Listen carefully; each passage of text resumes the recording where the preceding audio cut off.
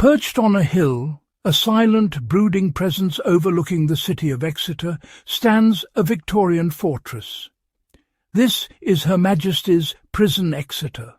For over a century and a half, its walls have contained some of society's most challenging individuals. But today, this institution is not just containing people, it is containing a crisis. From the outside, it looks imposing, a formidable symbol of justice and security. Its stone facade speaks of permanence, of an unyielding authority. But the strength of these walls conceals a deep and persistent fragility within.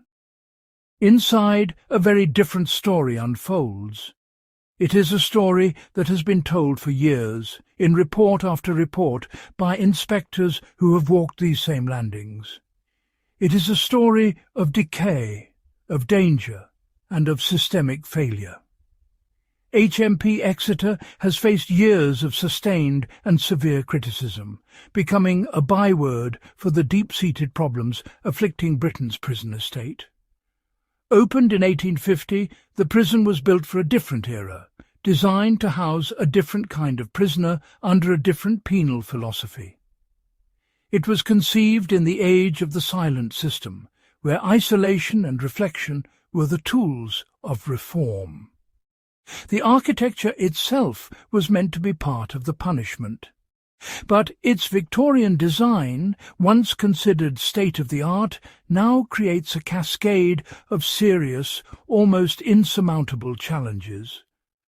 The radial layout, with wings sprawling from a central point, was intended to allow a small number of staff to observe a large number of inmates. Today it creates blind spots, staff vulnerabilities, and an environment that is difficult to manage safely. The narrow landings and stairwells become choke points, amplifying tension and restricting movement. The very fabric of the building is at odds with the demands of a modern, overcrowded prison. The cells are small, designed for a single occupant. Yet, for decades, the majority have been forced to accommodate 2 men. This practice, known as doubling up, is the starkest daily reality of overcrowding. Men are confined for up to 23 hours a day in spaces barely large enough for one person to stand and turn around, sharing an unscreened toilet just feet from where they eat and sleep. This is not just an inconvenience. It is a fundamental assault on human dignity. The facilities are outdated, relics of a bygone age. Communal areas, where they exist, are worn down by decades of overuse and underinvestment. Sanitation systems struggle to cope with a population far exceeding their original design capacity. The infrastructure is crumbling, a constant and losing battle against time and neglect, and at the heart of it all, overcrowding is persistent. HMP Exeter has been one of the most overcrowded prisons in the country.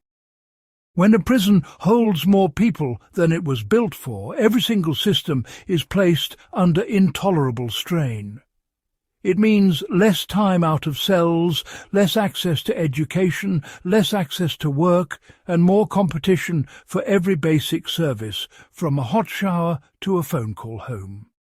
It creates a volatile, frustrated and bored population, confined in a pressure cooker with no release valve. For over a decade, inspectors repeatedly raised the alarm. Their reports paint a grim, consistent picture. In 2018, the Chief Inspector of Prisons took the rare step of invoking the Urgent Notification Protocol, a mechanism used only for prisons in a state of profound crisis. It was a formal warning to the Secretary of State that the prison was failing to ensure the safety and decent treatment of those it held. The inspector's concerns were stark and wide-ranging. Violence increased to alarming levels. The combination of overcrowding, inactivity, and the prevalence of drugs created a toxic brew. Assaults on staff and prisoner-on-prisoner attacks became commonplace. For many, the daily reality was one of fear and intimidation. The prison was simply not a safe place to live or to work. Alongside the violence, drug use spread uncontrollably.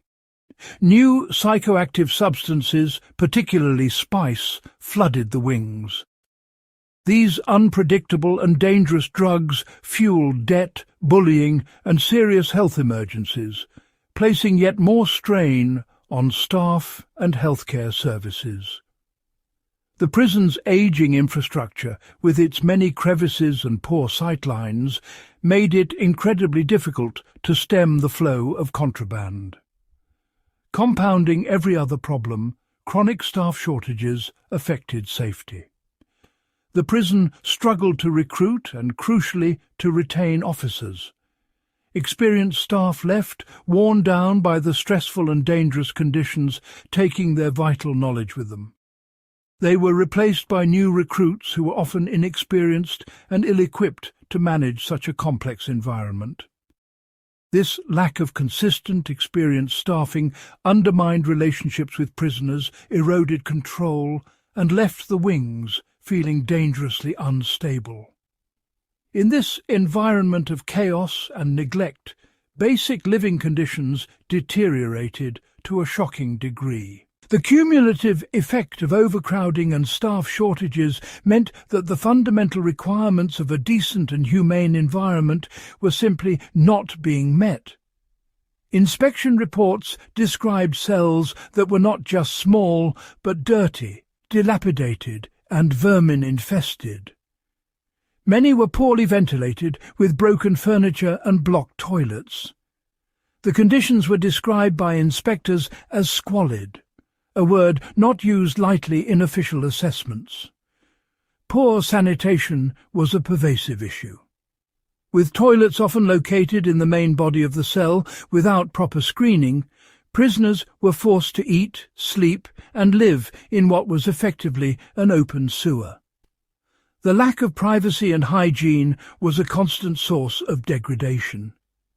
Maintenance failures were endemic. The backlog of repairs was huge.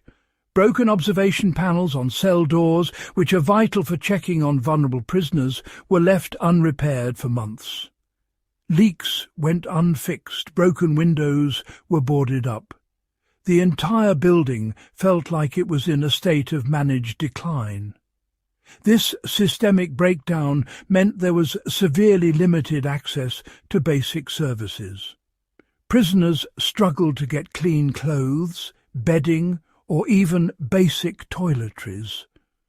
The regime was so restricted that opportunities for exercise in the fresh air, a fundamental human need, were frequently cancelled due to staff shortages. Inevitably, healthcare and mental health support struggled to cope with the immense demand. Waiting lists to see a doctor or a mental health nurse grew longer. The stressful, violent and squalid environment exacerbated existing mental health conditions and created new ones. Support services were overwhelmed. The human cost of these failures was stark.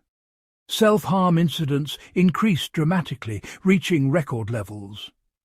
For many prisoners, trapped in a cycle of despair and neglect, inflicting harm upon themselves became a desperate cry for help, or a way to cope with an intolerable situation. Most tragically, a number of deaths in custody raised public and parliamentary scrutiny. Each death represented a catastrophic failure of the state's duty of care. Inquests and investigations highlighted the same recurring themes: systemic issues with observation, communication, and the management of vulnerable individuals in a chaotic and under-resourced environment. In response to the urgent notification and the relentless wave of criticism, improvement plans were introduced. The prison service pledged to take action. A new governor was appointed, tasked with turning the prison around. Resources were allocated and strategies were drawn up to tackle the most pressing issues. Staff recruitment was increased significantly. A national drive to hire more prison officers saw new faces arriving at Exeter. The aim was to fill the gaps, stabilise the wings, and allow for a more predictable and constructive daily routine for prisoners. Security was reviewed. New measures were brought in to try and stem the flow of drugs, including enhanced gate security and the use of body scanners. Efforts were made to reassert control over the wings and reduce the levels of violence. And the most basic living conditions were addressed. Cleaning regimes were improved. A concerted effort was made to tackle the maintenance backlog and improve the material state of the cells and communal areas. There were signs of progress. Subsequent inspections noted some improvements in cleanliness and a reduction in the most extreme levels of violence. Despite this, fundamental challenges remain. The improvements, while welcome, often feel like patching over the cracks of a fundamentally broken structure. The core problem, a 19th century building struggling to cope with the 21st century prison population, has not gone away. Overcrowding, though fluctuating, remains a constant pressure. Staff retention is still a major concern. The story of HMP Exeter highlights a much wider national problem. Across the United Kingdom, the prison estate is ageing. Many of our most well-known prisons are, like Exeter, Victorian relics, ill-suited to the task of modern rehabilitation. When these ageing prisons face the relentless demand of a rising prison population, the system is pushed to its breaking point. The promise of rehabilitation becomes an empty one when prisoners are locked in their cells all day. The goal of creating a safe and orderly environment becomes almost impossible. In these conditions, control becomes fragile. The authority of the state, represented by the prison officer on the landing, is stretched thin. Every day becomes a struggle to maintain a basic level of order, and the safety of everyone inside those walls, prisoner and officer alike, is put at risk. Subscribe to Unknown Record. Explore our full prison series archive on the channel.